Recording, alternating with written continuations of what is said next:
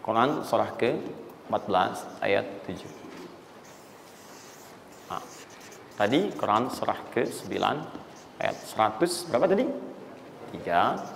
Quran surah 9 ayat berapa tadi? 60. Yang bonusnya jangan lupa masih di dalam kotak. Quran surah kedua ayat 261 sampai pinter. Ya, alhamdulillah. Kotak wajib dihafal.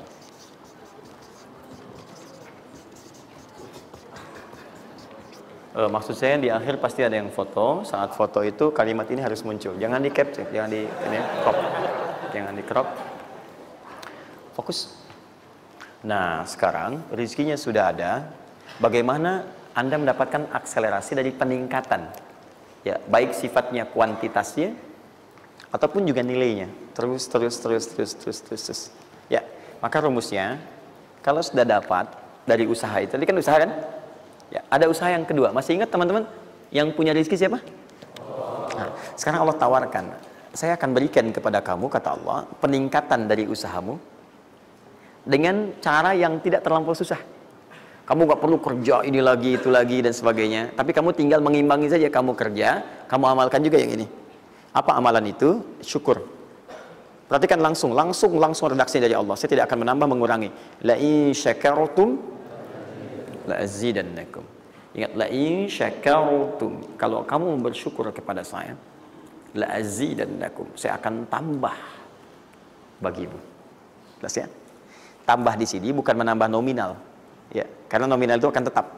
Maksudnya kalau antum 100 miliar aja. Yang ditambahkan itu ada dua. Pertama, penambahan percepatan dan kemudahan dalam mendapatinya. Lebih mudah dari sebelumnya. Yang kedua, penambahan keberkahan di dalamnya. Berkah itu manfaatnya lebih banyak. Yang tadinya 50.000 jadi cepat habis, sekarang tuh banyak manfaatnya. Ya, kepake gitu. Di kalau dulu tuh semua pengen dibeli, dapat 5 juta juga, cuma semua pengen dibeli baju, dibeli gitu kan? Ya ini dibeli, lihat orang beli ini pengen beli itu. Tapi setelah antum kerjakan ini, itu asasnya asas manfaat. Kepake nggak? Manfaat nggak? Kalau manfaat itu saya dapatkan, kalau tidak mungkin hak orang lain yang Allah titipkan lewat saya. Jelas ya? Nah, sekarang lihat. Bagaimana cara bersyukur itu? Cara bersyukur itu ada dua. Ya, saya percepat dan di sini kita berakhir. Saya cuma tinggal punya waktu 2 menit lagi, maka saya percepat kalimat saya. 1. Cara bersyukur itu 1, keluarkan dari harta itu bagian zakatnya kalau sudah memenuhi unsur zakatnya. Keluarkan dari bagian harta yang didapatkan, kalau antum bekerja dapat gaji, dapat macam-macam, masuk nisabnya, muncul haulnya, kaidah pertama keluarkan. Dah. Keluarkan. Nggak usah mikir, nggak usah macam-macam. Dah, 2,5% keluarkan. Itu 2,5% itu paling minimal. Kalau mau 5% keluarkan. Ingat rumusnya, kenapa disebut zakat? Di antara makna zakat itu adalah annama, sesuatu yang berkembang, nambah. Ya. Zakat itu ada at-tahara, ya, an-numu, ya, sesuatu yang berkembang. Di dalam bahasa Arab sekarang investasi disebut dengan annama wal istismar, sesuatu yang diinvestasikan. Jadi ketika Anda zakat sebenarnya bukan mengurangi harta, menginvestasikan harta untuk ditambah. Minimal 10 kali lipat dari sebelumnya. 10 kali lipat. Jadi kalau Anda misalnya keluar zakat, taruhlah misalnya 25 juta, ya, Anda dapatkan. Terus 2,5%-nya diambil dari situ, berapa? 2,25, ya? 2 juta, 2,5. Anda keluarkan tuh. Maka Anda pada hakikatnya sedang melipat gandakan harta Anda 10 kali lipat dari sebelumnya. Jadi Anda akan dapat dari situ 22,5 juta. Bentuknya bisa macam-macam. Ingat, rezeki itu kan bukan hanya uang. Tadi saya katakan. Ya, bisa jadi proyek baru datang nilainya segitu. Bisa jadi apa lagi? Bisa jadi dijaga kesehatan, nggak sakit selama sebulan. Biasanya cek lab ini itu dan sebagainya, ya kan? Kolesterol macam-macam habisnya segitu. Bulan itu nggak ada apa-apa. Terus Anda berkata, alhamdulillah nih sekarang saya kelihatan sehat, gini-gini, hasilnya positif. Padahal Anda itu dihasilkan lewat zakat, lewat macam-macam. Nah, misalnya nggak ada konflik, nggak ada masalah di hari itu, yang kalau diselesaikan nilainya 22 juta. Masa marah dengan istri macam-macam. Mama kenapa sih, Ma, gini. Papa mau damai. S9 Note. Wah, beli S9 Note, harga 15 juta. Ya, tambah lagi 7 juta. Laptopnya misalnya kan, dan sebagainya. Misal, habisnya segitu juga.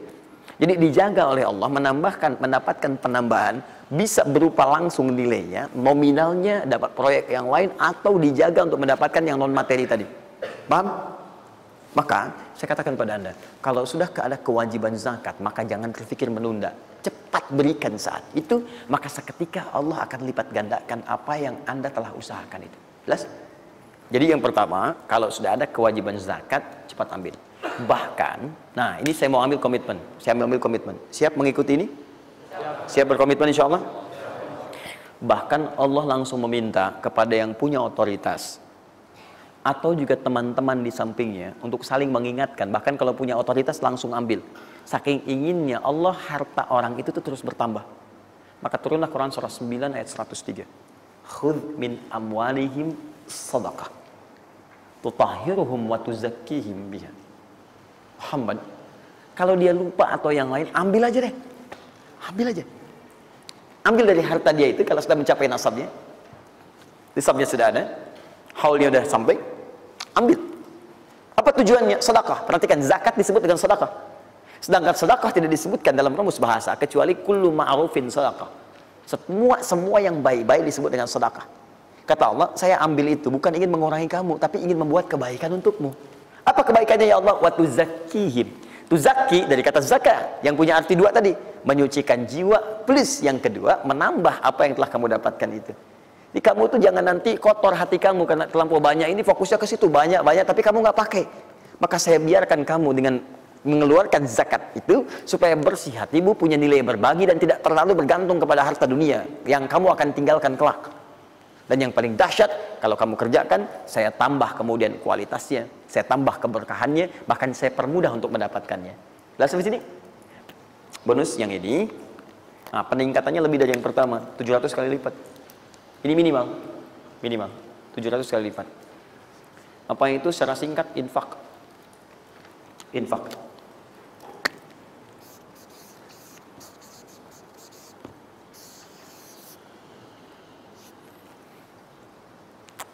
Sudah? Afalul ladzina yunfiquna amwalahum fi sabilillahi kamathali habba ambatat sab'a sanabil fi kulli sunbulatin mi'atu habba Allahu yudha'ifu liman yasha wallahu wasi'un 'alim. Sampai ke ayat 263 sampai ke qaulun ma'ruf, ya, dan seterusnya. Lihat sini. Allah tawarkan satu amalan yang dengan ini bisa melipat gandakan sampai 700 kali. Ya, ada yang sifatnya pahala, ada yang lain-lain dan sebagainya. Ya, sederhana. Kalau Anda mau infak, mathalul ladzina yunfiquna amwalahum fi sabilillah. Baik, kalau Anda mau infak, yang infak itu bukan infak biasa, tapi infak digunakan untuk fi sabilillah. Fi sabilillah. Ini bukan zakatnya. Kalau zakat jelas sifatnya kewajiban. Zakat itu nggak bisa nawar, harus keluar. Tapi infak tidak. Infak itu dibagi dua, ada yang wajib, ada yang sunnah. Infak di sini bicara yang sunnah. Ya, infak wajib itu infak dari suami kepada istri dan keluarga. Infak, ya, itu infak. Singkatannya nafkah. Nafkah itu infak. Dari mana dalilnya Ustaz? Quran surah keempat ayat 34. Ar-rijalu qawwamuna 'alan nisa bima faddalallahu ba'dahum 'ala ba'din wa bima anfaqu min amwalihim. Ya, suami punya kelebihan dibanding perempuan, diberikan kekuatan oleh Allah untuk berusaha mencari nafkah. Nafkah itu bahasa Qurannya infak. Di antum itu memberi infak pada keluarga wajib. Wajib. Ya, enggak apa-apa ibu berdoa minta yang banyak, Bu. Minta.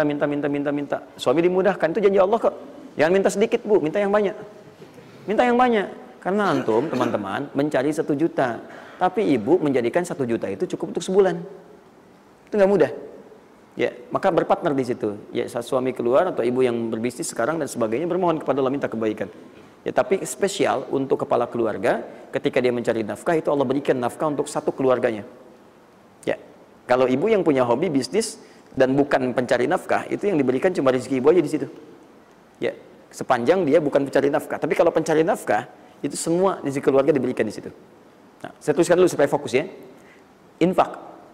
Infak ini, kalau Anda mau keluarkan di jalan Allah, maka ada 5 golongan yang utama. 5 golongan. 5 golongan itu, ini masuk ke dalam kotak tadi yang wajib dihafalkan. Tambahan. Quran surah kedua, ayat 215. Cepat, waktu saya tinggal 5 menit. Kalau Anda terlampau lambat, saya tidak akan bisa menyampaikan rumus cepat menghafalkan apa yang telah saya wajibkan. Ya, jadi fokus baik-baik. 5 golongan ini Anda nanti lihat Quran surah kedua ayat 215. Yas'alunaka madza yunfiqun qul ma anfaqtum min khair. Kalau punya mau infak, ya, rumus pertama Anda mesti keluarkan yang terbaik. Yang terbaik, ingat, yang terbaik. Kalau uang sifatnya cari, jangan yang sudah kucel, nggak enak dilihat dan sebagainya. Cari yang paling bagus, yang ini itu yang diberikan. Ya, kalau makanan seimbang. Kalau Anda beli sama-sama hangat, jangan yang satu udah dingin, satu ini berikan pada orang, tidak. Kalau pakaian masih layak, bagus ini, berikan. Lihat baik-baik, pada siapa itu disampaikan 5 golongan. 1 lil walidain, orang tua. Orang tua itu cepat sekali.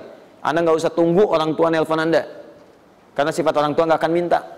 Cuman kadang nanya kabar, apa kabar, gitu kan? Nah, cuma Anda harus paham kondisi seperti itu. Sama seperti Anda, mama, tahu makannya nak ya, lapar ya. Waktu kecil kan begitu. Anda pun mesti bisa baca sinyal orang tua. Kalau udah telepon, nanya kabar tuh, nggak usah ditunggu. Begitu Anda ada kelebihan, langsung berikan. Paham ya? Bahkan jadi wasilah nanti lain waktu kalau sudah waktu luas saya berikan gambaran. Bahkan saat susah pun, saat macam-macam pun, itu ada rumus nanti berikan infak pada orang tua. Maka ketika orang tua mengatakan, ya Allah berkahi anak saya, mudah ya, itu langsung mengguncang arsy. Nanti saya tunjukkan hadis-hadis sahih dalam kajian spesifik nanti ketika kita masuk ke dalam babnya. Di riwayat Al-Bukhari dalam kitabnya Al-Adabul Mufrad. Bagaimana perannya orang tua begitu penting bagi keberkahan dan pencarian usaha kita. Ya. Kemudian wal aqrabin, kerabat terdekat. Kerabat terdekat itu sifatnya ada 2. Bisa kekeluargaan, ya, keluargaan, anak paman, bibi, ya, ponakan, macam-macam dan sebagainya. Ya, kemudian bisa juga tetangga kita nih, yang samping-samping. Akrobin, yang paling dekat dengan kita. Mereka itu sangat menentukan. Kalau antum nggak perhatikan, berbahaya juga bagi kehidupan antum. Antum sukses di kantor, tapi nggak perhatian sama tetangga. Begitu ada maling macam-macam, malah didorong tuh sama tetangga. Biarin aja, habisin. Bukan, memang nggak pernah perhatian sama kita, biarin aja gitu kan. Nah itu kan yang repot ya. Wal yatama, anak yatim 3. Yatim itu cepat sekali. Tapi jangan berlebihan. Ya nanti terakhir saya tutup lah. Yatim wal masakin, orang miskin. Wabnis sabil, orang yang kesulitan di jalan. Ya, orang yang kesulitan di jalan. Anak siapapun dia, sepanjang dia sedang kesulitan, sifat orang kesulitan itu kalau dibantu, maka suara dia itu akan langsung memberikan jawaban kepada Anda. Jelas ya? Baik, tahan sini, tahan. Fokus teman-teman. Termasuk Ibnu Sabil di situ nanti, itu ada yang diartikan dengan orang-orang yang semacam belajar. Ya, kalau di luar itu banyak yang kayak ngasih beasiswa ke orang yang belajar, yang sebagainya. Ada yang pengajar, ada yang macam-macam. Itu cepat juga itu. Nah, mempraktikkan kelima itu pakai rumus yang ini yang tadi, yang 261, 263. Lihat ya, lakukan karena Allah, bukan karena yang lain. Paham ya? Dan melakukan karena Allah itu diarahkan untuk mendekatkan diri kepada Allah. Lihat cara infaknya. Misal, antum ingin ngasih misalnya kan? Nih, saya mau ngasih pakaian yang Allah sukai. Kasih baju koko, kasih sarung, ya kan? Misal kalau dia mau sekolah, kasih perlengkapan sekolah, berikan mushaf, berikan mukena, berikan macam-macam, ya untuk misalnya biaya sekolahnya. Kalau bisa bergantung pada antum, sekolahkan ke tempat yang Allah sukai dan sebagainya. Itu cepat sekali investasinya. Dan pahalanya nggak akan berkurang, ngalir terus. Jadi kalau dia baca Quran, antum dapat pahala dan seterusnya. Dan itu sampaikan dengan cara yang bijak. Kalau sudah ngasih, saran saya lupakan. Jangan diungkit-ungkit, lupakan. Makanya bahasa Qurannya qaulun ma'rufun wa maghfiratun khairum min shadaqatin yatba'uha adza. Kata-kata yang baik, ya, dan maghfirah, permohonan ampun, maaf. Ya, kalau nggak bisa ngasih, minta maaf, langsung kemudian lupakan. Jangan diungkit-ungkit, jangan macam-macam supaya tidak hilang pahalanya. Begitu sudah itu dilakukan, itu lebih bagus. Bahkan saat antum nggak punya pun berkata baik lebih bagus daripada ngasih tapi seringkali diungkit-ungkit atau dengan kalimat yang tidak menyenangkan. Dikasih, gitu kan? Aduh mas, terima kasih ya sudah dibantu gini-gini. Nggak apa-apa, itu kan rezeki cuma titipan dari Allah. Hak ibu juga, hak kita bersama. Ibu kan miskin misalnya. Itu paling nggak enak ya. Dah cukup, saya tutup. Ini yang saya mohon maaf ya, mungkin teman-teman yang lain punya kebiasaan. Saya tuh kalau ada ulama atau yang lain baik, saya contohkan dari sana. Tapi kalau nggak ada atau ada pengalaman kita yang baik yang kira-kira tidak menghadirkan perasaan yang berlebihan, saya bagi, mungkin antum bisa ikuti. Nah, saya coba membiasakan yang orang-orang dulu biasakan, guru-guru saya biasakan, dan itu pengaruhnya sangat dahsyat. Kalau antum mau lebih cepat lagi, biasakan begini. Menerima pendapatan dari manapun, walaupun bukan gaji atau apapun, cobalah antum keluarkan dari situ, niatkan sebagai sedekah. Saya ulang ya, menerima berapa peser pun dari manapun pendapatan, coba antum keluarkan sebagai sedekah. Misal 2,5%, 5%, Keluarkan aja. Bagi siapa. Demi Allah saya katakan, begitu antum kerjakan itu karena Allah, maka Allah akan merawat Anda dan menjadikan dunia kecil bagi Anda. Apapun yang Anda butuhkan, ada dan kecil sekali. Dan Anda sudah melihat nggak ada nilainya tuh, dunia itu. Ya, jadikan kebiasaan itu. Kalau ada pakaian sudah Anda pakai, datang lagi yang baru, ini yang lama, kasih aja. Yang layak dipakai dan sebagainya. Seperti itu, biasakan. Begitu Anda biasakan, nanti Allah jadikan kecil dunia bagi pandangan Anda. Ada nilainya. Dah. Paham ya? Itu kalau antum mau ikuti silahkan, atau kalau mau bertahan di yang pokok silahkan. Saya sudah katakan, saya tidak akan menambah waktu lagi karena sudah jam 10. Pas 12 menit tadi apa yang saya minta. Dan saya tutup dengan kalimat, kalau ingin dimudahkan menghafal ayat-ayat yang disampaikan, maka caranya cuma dua. Satu, yakinkan antum bisa menghafalkannya. Yakin, jangan ragu. Bisa. Yang kedua, anggap mudah. Pokoknya kalau sedang ada merasa susah, mudah. Bisa insya Allah. Ya, siap? Ya, mudah atau susah? Yakin? Berapa ayat tadi?